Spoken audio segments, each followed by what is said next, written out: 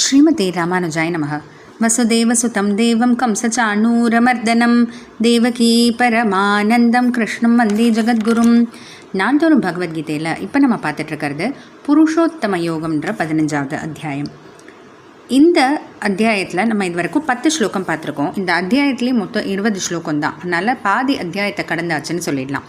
அடுத்து இப்போ 11வது ஸ்லோகத்தில் நம்ம பார்க்க போகிறது எப்படி அப்படின்னா 2 வரி இருக்குது. இந்த 2 வரியிலுமே பார்த்திங்கன்னா வெவ்வேறு அர்த்தங்கள் கொடுக்கப்பட்டிருக்கு. அதாவது ஒன்றுத்தில் என்ன அப்படின்னா முயற்சி செஞ்சால் பார்க்க முடியும், கிடைக்கும். அடுத்த வரியிலே பார்த்திங்கன்னா முயற்சி செய்தால் கூட முடியாது அப்படின்னு. முயற்சி செஞ்சால் முடியும்னா முயற்சி செய்யலைன்னா முடியாதுன்னு தான் இருக்கணும். முயற்சி செய்தால் கூட முடியாதுன்னா அப்போ ஏதோ ஒரு காரணம் இருக்குது. ஏதோ ஒன்று முயற்சி செய்யும் போது செய்யப்பட்டது இங்கே செய்யப்படலை அப்படின்றதுனால தான் முயற்சி செய்தாலும் பார்க்க முடியாது அப்படின்ட்டுருக்கு. அப்போ அது என்ன அப்படின்னு பார்த்தீங்கன்னா சரணாகதி. இந்த சரணாகதி நம்ம 4வது ஸ்லோகமே பார்த்துட்டோம். தமேவ சாத்தியம் புருஷம் பிரபத்திய. அப்படிப்பட்ட புருஷோத்தமனான பகவான்கிட்ட நான் சரணடைகிறேன். அந்த சரணடைகிறதுனால என்ன அப்படின்னா வைராகியம் வரும். வைராகியம் வந்த பிறகு என்னென்னு அப்படின்னு இப்போ இந்த சில ஸ்லோகங்களை பார்த்துட்டு வரோம். இப்போது அந்த சரணாகதியை தான் சேர்த்து இந்த 11வது ஸ்லோகத்தில் பகவான் சொல்லியிருக்காரு. பார்க்கலாம்.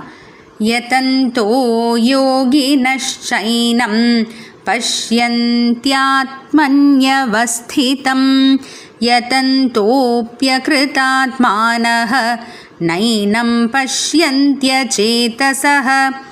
யதந்தக யோகினக. யோகினகனா கர்மயோகம் செய்யக்கூடிய ஒருத்தவர்.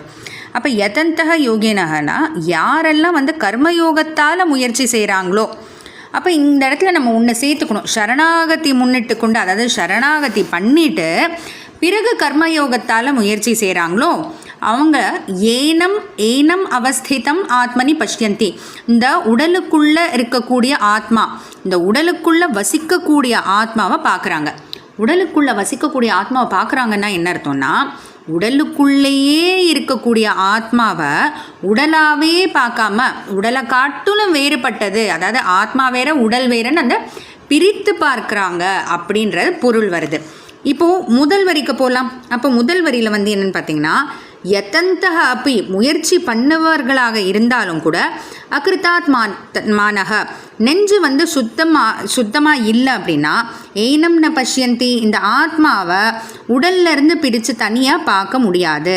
அச்சேதசக பார்க்க முடியாதுன்றதோட பார்க்கக்கூடிய சக்தி இல்லை. எதனால அப்படின்னு பார்த்தீங்கன்னா சரணாகதி செய்யாததுனால. அதனால தான் முயற்சி செய்தாலும் கூட இல்லையே இங்கே நெஞ்சு சுத்தமாகவில்லைன்றது தானே காரணம் போட்டிருக்குன்னா.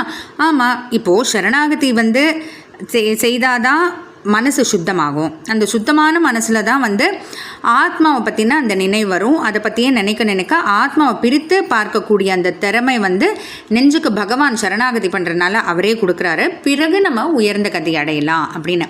அப்போது முயற்சி செய்கிறது விஷயம் கிடையாது. அதாவது பார்த்திங்கன்னா சரணாகதியை முன்னிட்டு கொண்டு முயற்சி செய்கிறதுன்றது மேலே இருக்குது. சரணாகதி இல்லாமல் முயற்சி செய்கிறது அடுத்து, அதுக்கும் கீழே முயற்சியே செய்யாதது. அப்போ இந்த முயற்சி செய்கிறதுக்கும் முயற்சி செய்யாததுக்கும் நடுவில் ஒன்று இருக்குது, அது சரணாகதி செய்யாமல் முயற்சி செய்கிறது. அப்போ சரணாகதி இல்லாமல் முயற்சி செய்தாலும் கூட பார்க்க முடியாது, இந்த மாதிரி பிரித்து பார்க்க முடியாது, அந்த சக்தி ஏற்படுறது இல்லை அப்படின்றத பகவான் இந்த ஸ்லோகம் மூலமாக நமக்கு சொல்கிறாரு. தொடர்ந்து பார்க்கலாம். ஜெய் ஸ்ரீ கிருஷ்ணா.